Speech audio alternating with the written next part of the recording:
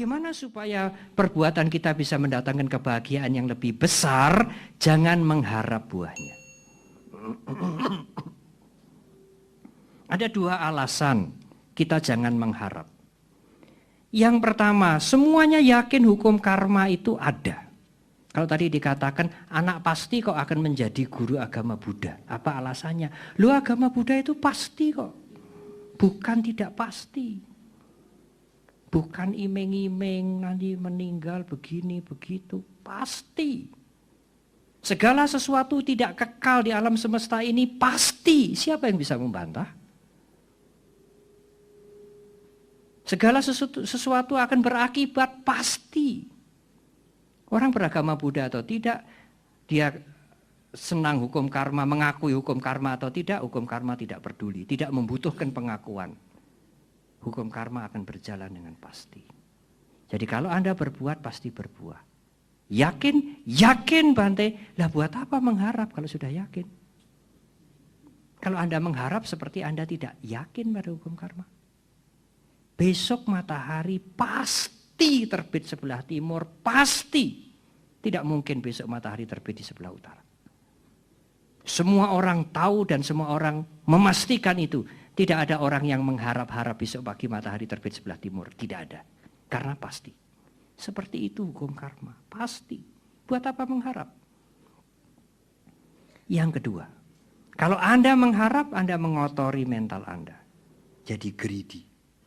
Jadi loba. Jadi serakah. Seperti Anda punya pohon mangga, pohon jambu yang manis sekali, tapi karena Anda penuh harapan, yang bisa dimakan hanya 30%. Yang lain dimakan ulat, ular. Yang bisa dimakan hanya sedikit. Ulatnya itu harapan-harapan itu. Memberi.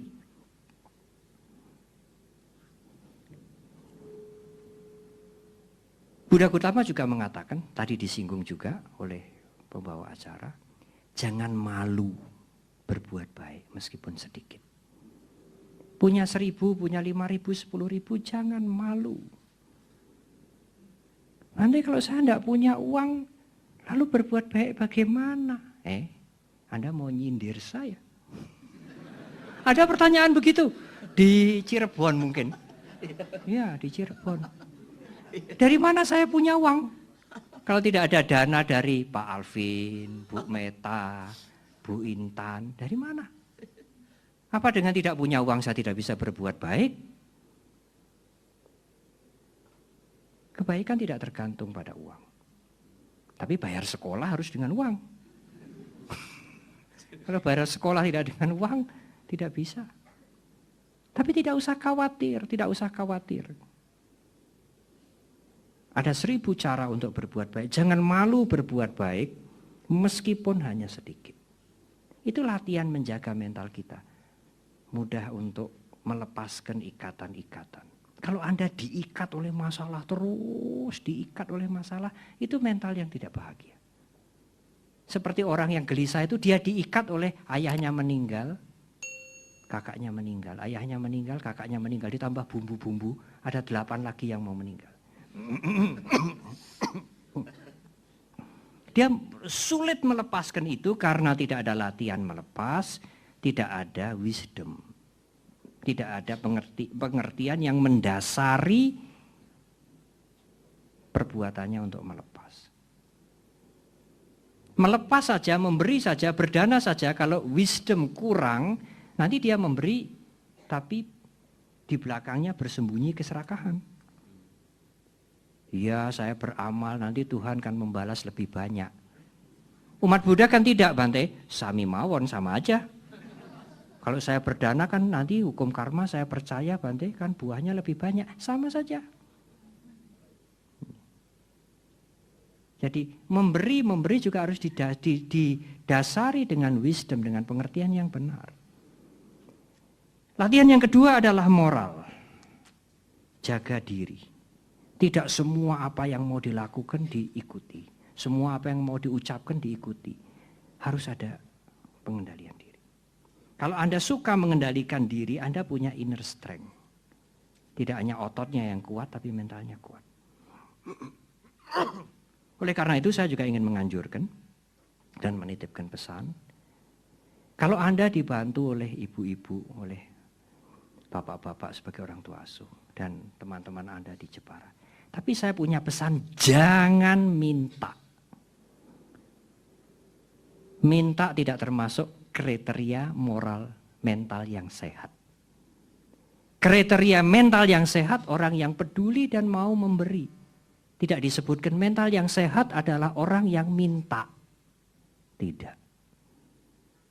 Ya Bante, kan saya kalau tidak minta bagaimana? Nanti saya ingin sekolah sampai ke STAB jadi guru. Nanti saya yang mintakan.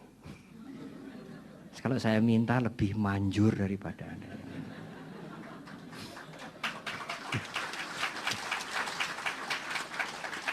Boleh Bante minta, tidak melanggar winaya? Boleh, karena saya minta untuk dia. Saya bukan minta untuk saya. Jangan minta. Terjepit bagaimanapun, kurang bagaimanapun, diam. Tunjukkan sikap yang gentle. Punya perilaku yang baik. Jangan minta. Saya kira itu salah satu cara membangun moral bangsa masyarakat Indonesia ini. Jangan minta. Negara kita paling makmur di antara negara yang lain. Punya emas, punya batu bara, punya hutan, punya minyak, punya segala macam. Tapi utangnya juga banyak sekali. Karena suka minta. Kalau Anda membaca kitab suci agama Buddha, tidak pernah Sang Buddha mengajarkan meskipun hanya sekali minta. Tidak pernah. Guru Agung kita tidak pernah mendesain umatnya, penganutnya menjadi para pengemis. Tidak pernah. Apa yang diajarkan oleh Sang Buddha? Memberilah, memberi. Memberi semangat, memberi dorongan, memberi petunjuk, tidak minta. Tidak ada. Ya, upacara agama Buddha pakai patung-patung, pakai lilin, pakai dupa. Itu kan yang kelihatan di luar, tidak menarik ya. Berhala ini, agama zaman Bahuela, ketinggalan zaman. Tapi Bante Acan Brahm yang dari Perth mengatakan di Jogja kemarin, sekarang ini di Eropa, di Kanada, di Amerika banyak orang Barat belajar Buddhism. Kalau orang Barat belajar Buddhism dan mengaku menjadi Buddhis, dia akan kelihatan cool. Saya tidak menambah ini.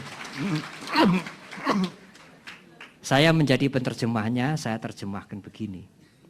Oh mungkin kalau dia jadi Buddhis dia kelihatan cool, dingin. Anak-anak Jogja tertawa. Bukan Bante, bukan.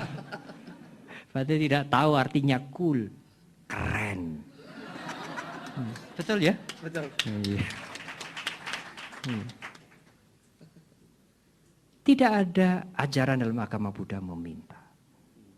Loh kenapa Bante? Kalau Anda meminta, perbuatan Anda itu tidak konsisten, tidak cocok dengan keyakinan pada hukum karma.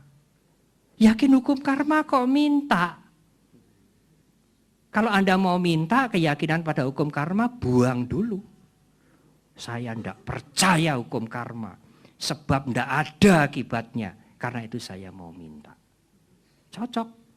Kalau Anda percaya pada hukum karma, lalu Anda minta, ini bagaimana ini?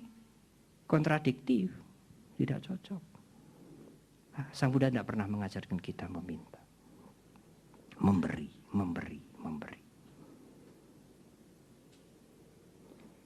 Latihan yang ketiga agak sulit. Tetapi cobalah latih. Meskipun hanya sebentar, meditasi. Bagi anak-anak ya meta bawana, mengembangkan cinta kasih. Semoga saya berbahagia, semoga lingkungan saya berbahagia, semoga semua makhluk berbahagia, semoga semua makhluk berbahagia. Di dalam forum dialog antar agama saya cerita ini. Dan banyak saudara-saudara kita lintas agama mau melatih meditasi cinta kasih. Karena melatih meditasi itu tidak nyebut siapa-siapa. Kalau Anda mengembangkan meta, nyebut Buddha, nyebut Kuan Im, nyebut Tuhan, nyebut Dewa, nyebut Bodhisattva, tidak. Semoga semua makhluk berbahagia, semoga semua makhluk berbahagia. Cara yang universal, semua bisa pakai tanpa mengganggu keimanan mereka. Ya kenapa umat Buddha tidak pernah meditasi? Banyak saudara-saudara kita umat beragama lain belajar meditasi ke Buddhis.